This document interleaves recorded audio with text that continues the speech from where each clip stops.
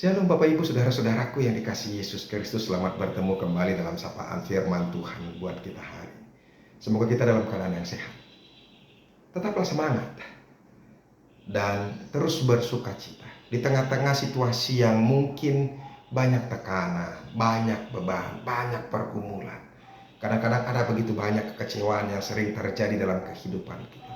Tetapi ingatlah, jangan mau dikalahkan oleh apapun. Ya, jangan mau dikalahkan oleh apapun. Tetaplah teguh di dalam Kristus Yesus.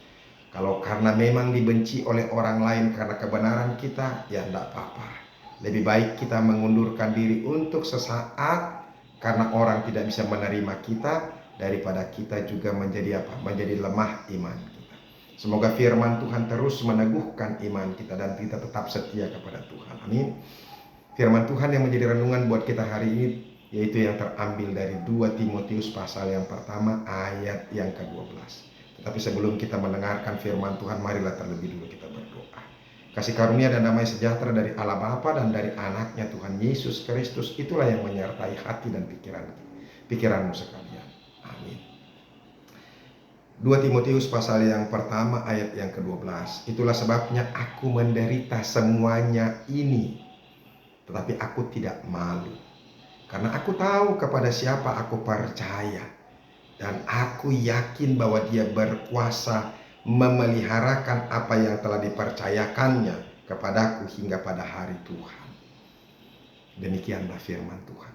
Bapak Ibu Saudara-saudaraku yang dikasihi Yesus Kristus, firman Tuhan ini mau menyatakan kepada kita soal keteguhan hati dan komitmen dari Rasul Paulus untuk mengikut Yesus dan percaya kepada Yesus, serta menjadi saksi, sehingga dia harus memberitakan, menyaksikan, menyampaikan Injil keselamatan itu kepada banyak orang.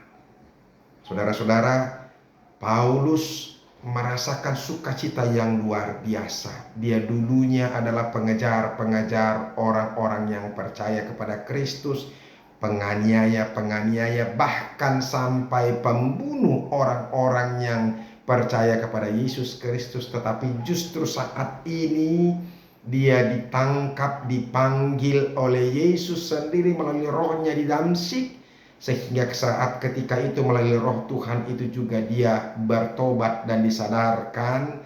Kemudian dia benar-benar menjadi pengikut Kristus yang sejati. Ketika dia merasakan bahwa Yesus benar-benar sungguh sudah menyelamatkan dirinya, maka dia mau supaya berita keselamatan itu juga boleh sampai kepada setiap orang. Makanya dia bersedia. Kalau di ayat sebelumnya dikatakan dia bersedia menjadi apa? Menjadi pemberita, sebagai rasul dan sebagai guru. Untuk Injil inilah aku telah ditetapkan sebagai pemberita, sebagai rasul dan sebagai guru. Maka dia telah dilantik Yesus sendiri melalui rohnya untuk menjadi pemberita Injil, menjadi rasul dan menjadi guru bagi bagi Injil keselamatan itu sendiri. Itu. Dan oleh karena itu dia juga bersedia menderita. Makanya itu yang disaksikan oleh firman Tuhan. Itulah sebabnya aku menderita semuanya ini. Semuanya ini apa? Artinya karena dia menjadi pemberita, karena dia menjadi rasul, karena dia menjadi guru, memberitakan Injil kepada setiap orang, mengajarkan apa yang telah dilakukan oleh Yesus menebus umat manusia ini, dan juga sebagai rasul ya. Jadi dia ketika dia menjadi rasul, pemberita dan menjadi guru, ada begitu banyak orang yang membenci dia. Dia yang dulu membenci kekristenan, membenci Kristus, tapi hari ini justru dia yang dipakai oleh Kristus menjadi pemberitanya. Dan hari ini dia juga yang dibenci oleh orang-orang yang menjadi teman-temannya ketika dia membenci Yesus. Ini luar biasanya. Tetapi dia tidak malu. Dia rela menderita, mengalami pergumulan, tapi dia tidak malu. Sedikit pun dia tidak malu. Bapak Ibu Saudara-saudara, ada begitu banyak orang yang percaya yang malu menyaksikan imannya, menunjukkan bahwa dia adalah orang Kristen. Banyak orang Kristen ketika makan bakso, di situ banyak umat yang lain, kita malu untuk berdoa. Nanti orang tahu bahwa kita adalah orang Kristen. Kadang-kadang kita kalaupun kita berdoa, sering sekali doa kita pelan-pelan sekali supaya orang tidak mendengarkan. Itu sering sekali terjadi, ya kan? Ketika ada orang yang berkata di tengah-tengah kumpulannya, bukankah engkau orang Kristen?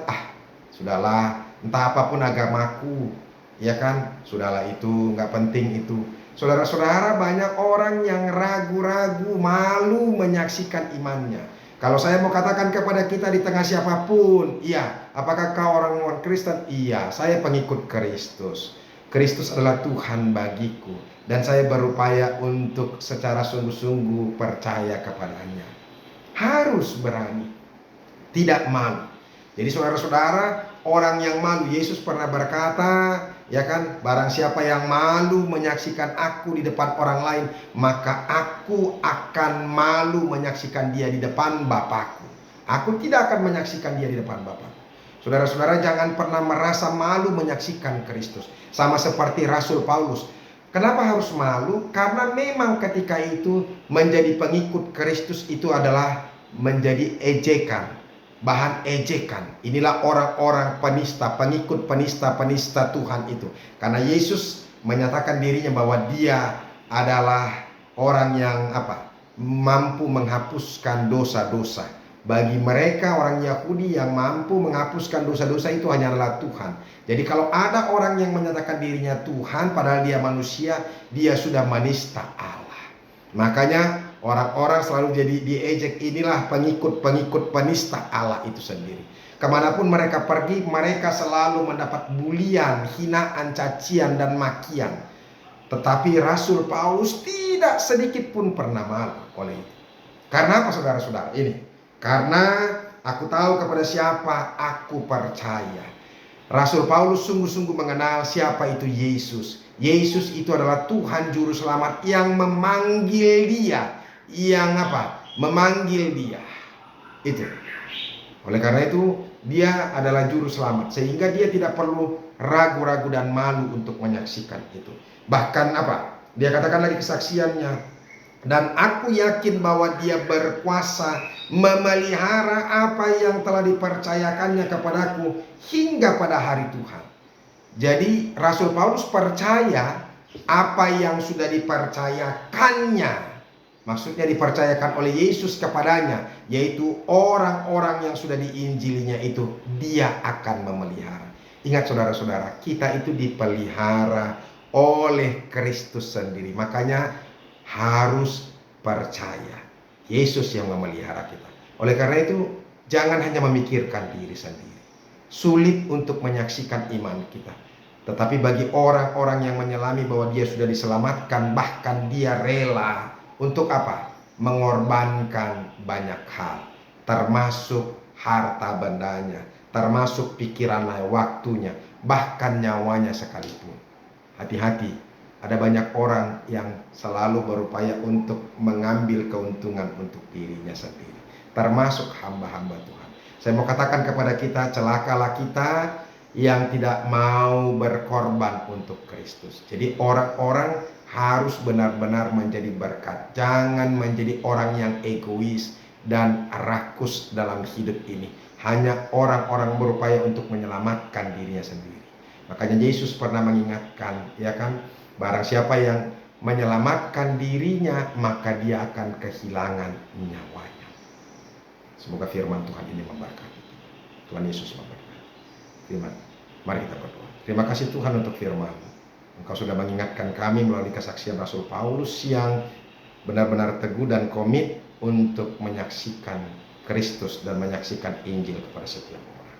Ajar kami juga untuk teguh dan komit mengimani Kristus dan menyaksikan Kristus kepada setiap orang. Terima kasih Yesus. Amin. Bapak Ibu Saudara-saudara yang sudah dengarkan firman Tuhan, teruslah merimani Kristus. Sampai ketemu.